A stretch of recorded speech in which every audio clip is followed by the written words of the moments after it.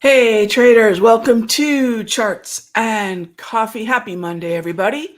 We're taking a look at what we've got since the Asian Open. If you have joined me already for the Top Tier Outlook show that we do on Sunday evenings, you know that we saw a little bit of a gap up on the Asian Open, and we never presume that it's going to keep moving higher, but here you can see quite a decent little recovery in the S&P after Friday's sell-off. And, you know, a lot of folks ask me, Rog, after we get a big rally or a big sell-off on a particular day, is there any way to, obviously we can't see the future, right?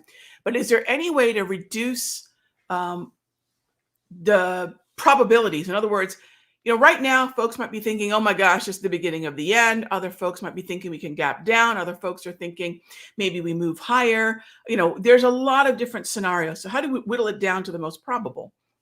And this is where I'll say the structure of the daily time frame is not a downtrend. We've had one red candle. That's not a downtrend. And we don't have any particular news that's hitting at the moment in terms of why we might be heading lower. I mean, that's a very different move lower than what we saw at the beginning of August, where we knew the news that was propelling markets to the downside, which was that yen and carry trade unwind, or, you know, the yen 5 standard deviation move. Everyone knows that. I think someone's been calling it Tokyo Monday, which is kind of interesting, but we knew what the reason for that was. We had a sell-off on Friday. We had a sell-off on you can see right there, the 3rd on Monday. What's really interesting about where we are right now in September is sort of the dark at the top of the stairs. Everyone's aware of the seasonals in September. If you're not, here's the punchline. It's supposed to be awful. All right, supposed to be and an actual setup are two different things. So if we think about what are the baseline requirements to put a symbol on our watch list to trade. You know, one of the easiest things could be, look, just because the S&P is doing whatever it's doing doesn't mean that I need to focus and trade that. I think that's where a lot of traders get fouled up. They think because everyone's talking about it, clearly there must be a trade there. Or because everyone's looking at it, there must be, you know, I must then find a trade there. And the fact of the matter is there are a number of places that continue to be very strong in light of what's happening in the NASDAQ or the S&P and whatever. Now, all my cards on the table, we built a long position on Friday in the XLY. We have calls in the XLY. We bought some TLT and we bought some Google shares. What else do we have here? We continue to have exposure in, let's see, I think IBM. So there's a number of places that I'm still long. Doesn't mean that I'm not ruling out the shorts, but the short side of the broader averages right now is meh at best. So when you ask me, okay, Rog, well, what is weak? Crude oil, oil services, energy, right? Oil and gas explorers. There are a number of places that are actually quite weak. So then rather than looking at things that are choppy, expecting them to go down, why not look at things that are already going down and expect them to continue? And that's really the very, very, very first step of what we need for the one thing that we all want, which is account growth. What you trade is extremely important, and the continuation in that is what pays and grows the account. Yeah. All right. So with that being said, you know, where we're curious about things, you know, let's stand guard at the gate of our mind and ask ourselves, do I really care what happens to XLK next? Well, why would I? If I'm interested in the NASDAQ, XLK matters, right? If I'm interested in what's going to happen next in oil and gas explorers or staples, I don't care, right? So let's understand where an individual name can impact the larger group. So that being said, first question is, what's the technical resistance for Nvidia if it continues to go up. Trying to figure out a covered call strategy. I would say for Nvidia, and this would be a day-to-day assessment, Bob. So when I'm looking at Nvidia, and this is another thing too, gang, there's a lot of success to be found on a shorter end of the time horizon, usually 10 days or less. And there's success to be found usually on a much longer term time horizon, 6 months or more. That's where if you look at, so here's the difference. 6 months or more, let's talk about 6 years or more, but let's look at the long horizon. That's Grandpa Buffett. No one does it better. That longer term time horizon. On the short end, that's Jim Simons. They're both legends. So if we ask ourselves, where have the legends succeeded in their time horizons, and we start to mimic or at least look for opportunities in a similar way, what I have found 30 years in is that absolutely to be true. It's the middle where a lot of folks get chopped up. So anytime that we're looking at any kind of strategy, and I don't know what your time horizon is, Bob, but you do, right? Make sure you're either embracing that super long Buffett type time horizon or a much shorter one, a la Simons. So that said, for me, Nvidia is very much a weak name. Day to day, I'll look for the daily price movement range gold zone to contain price action, which it has. You can see it did it on the 3rd, it did it on the 4th, and it did it again on the 6th. I'll look for those resistance levels, and they're going to be dynamic because if we continue to punch down to lower lows and lower highs, that resistance based on volatility will follow it down.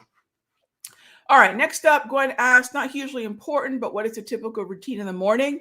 You're joining me for it, Gwen. This is my routine in the morning, getting a good look at the broader averages, making sure that I've got a good idea of what positions I have going into the next week. I send out the recap of the trades to our traders, so everyone knows what we're in and from what price, all the prices that we're in from if we've scaled in. And that's usually the typical routine. I think that the morning routine becomes shorter when you do it consistently. So a lot of traders have a long morning routine. That might be because they might take the second half of the day off or for any number of reasons. But the routine can be pretty nice and brief if it's something that's done consistently. And I've kind of whittled mine down to no less than 20 minutes, but really no more than about 40 or 45 in the morning. And it's just a matter of getting a view of certain levels that we talk about every morning in the Sector Secrets Mastery. One would be, where are we in relation to the previous session close? I mean, we're almost 1% above Friday's close. We're almost 1.25% above Friday's close in the NAS. So these are things that we will want to take a gauge of, and then we'll stick to the relative performing sectors, which do not change day to day, not really if you're looking at a month to date look back. So it's really the consistency in it, and that's typically the routine. All right, and by the way, if you want to see what we do as the routine, if you want to see the trades that we're putting on, come check out what we're doing over at sectorsecrets.com. All right, Sandhu asks, can I share my thoughts on the economy's Sandhu, and I'm going to tell you something, and I mean this sincerely, so I hope it translates. Sandhu, are we a trader? Are you a trader, my friend, or are you an investor? Right? You don't have to answer, but answer to yourself. Are you a trader or an investor? Okay, so maybe you say, Rag, I'm an investor. Are you an investor or an economist? Right? And if you go down that list, Sandhu, our brains can process only so much at the same time, and our attention has limits, right? Our attention does have a limit, and even there's attention fatigue, right? Here's what I'm going to say, and I mean this respectfully. Who cares? Are we traders or investors? Are we investors or economists? The things that traders and investors often tend to talk about have nothing to do with becoming better traders and investors, and I see this all the time.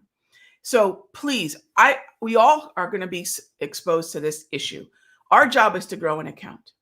So if our job is to grow an account, if it's an investing account, if there's a slowdown, Sandhu, I put a video on this Friday, create a wish list of the stocks that you would buy if they pull back down to levels that you thought once upon a time, if only I could own Nvidia from this level, or Apple from this level, or Walmart, or whatever it is, right? Have a wish list of those names, because if that's what we're going to get, great, right? I also want to remember, you keep in mind that on television, their job is predicting. Who's watched those fantasy football guys on Saturday or every day before Sunday football? What is their job? Predicting. When we look at those guys predicting what the football game is going to be on Sunday, some might have more credibility than others, but we all know as adults, it's just a guess, right? They're just taking some information, they have a process, and they're guessing if a certain team will cover the spread and who's going to win. Guess what? Financial media is the same way. These people don't know where something's going to be, right? They're just making an educated guess, no different than fantasy football predictors. And I think that's where this predicting what's going to happen, I don't know. I've never had to. And guess what? Nobody needs to be prescient to trade. We don't need to know what's going to happen. We only need to do this one bit, which is know what we want to do if price reaches a certain level. So I appreciate the question, but I got to tell you, if you're a trader, you don't care at all. If you're an investor, you might care a little bit, but the way that we would tackle that is build that watch list of names that if they get down to that level, you can scoop them up, right? And if you're an economist, well, you're getting paid for something completely different. You're not getting paid to trade. You're not getting paid to invest. And mind you, remember, it was economists and television commentators that said, oh my gosh, the Federal Reserve is going to have an emergency meeting. They've got to cut 3/4 of a point. These people are the worst. They're not in the game. If you're a television commentator, you're really actually not supposed to be. If you're one of the main commentators, you're supposed to be able to tell everyone what you've got. Most of them don't actively trade. They talk about trading. And the economists, they get paid to talk about the market. They're not necessarily paid to make the right decisions about the market. So please, please, please be aware of who you're listening to. If it's someone who's got the time to go parade themselves on television, guess what they're not doing? They're not trading. They're not investing. They're preparing for television, which is a completely different thing.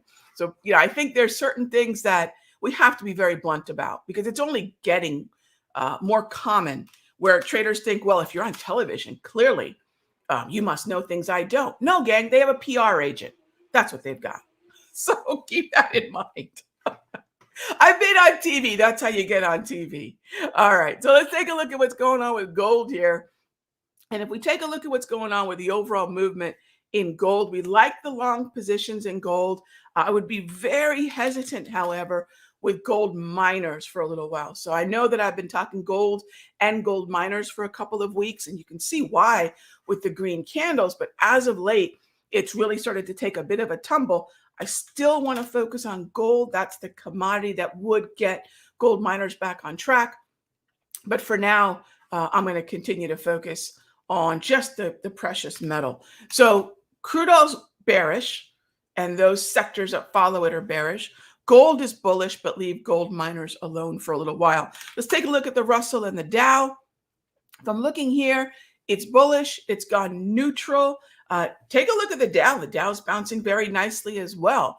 Why is the Dow right now, based on what we know in terms of data, why is the Dow going to be resilient? Because aside from staples, real estate, utilities, aside from that strength there, two sectors that have continued to outperform are healthcare and financials. Healthcare and financials disproportionately benefit the Dow and the S&P. Now, I would be very, very cautious with financials, although I do like this group quite a bit. But remember, once we crack open that sector, this is watch list building 101, gang.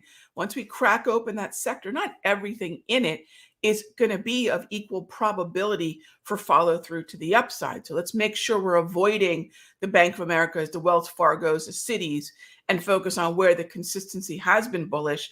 I'd say Visa is one of the best looking stocks in this group, followed by MasterCard, Berkshire Hathaway, and Chubb. Right? Names that aren't always considered trading names as actively as JP Morgan, Bank of America, or Wells, which are some of my favorite. But right now, the relative performance is elsewhere. So I don't I don't pick my favorites. I don't trade my favorites. I try to focus on where the structure is best for follow through. And that's always the first step to account growth, gang. What are you focusing on? And does that sector, does that stock have the probability of follow through? All right. And so when it comes to healthcare, I'd say Johnson & Johnson and Abbott are probably near the top of my list in that corner. And again, what we're always doing is remembering there's a number of high concentration weighted stocks in the sectors, in the indices. A, we must know what they are, and B, we must focus on the ones that have the best probability of moving higher or lower. So I mentioned that there's a few sectors that I'm fairly bearish on. One of them is energy. Are all energy stocks is equally bearish? Of course not, right? What's really bearish? I mean, Chevron, Schlumberger, Phillips 66, Valero, Occidental, right? So that's where we separate the strength and the weakness. Now, I'm not saying anything here is particularly strong, although what would I not want to short? I would not want to short Williams. I would not want to short OKE. ConocoPhillips, it's weak, but not as weak as Chevron, right? MPC is weak, but not as weak as Schlumberger. So if we can prioritize, if we can have a list of names in order of the best candidates for shorts, the best candidates for buys, we're really building two watch lists, aren't we? And these, again, are different metrics, are different ideas, different formulas, different processes for account growth. What you trade is super important, gang.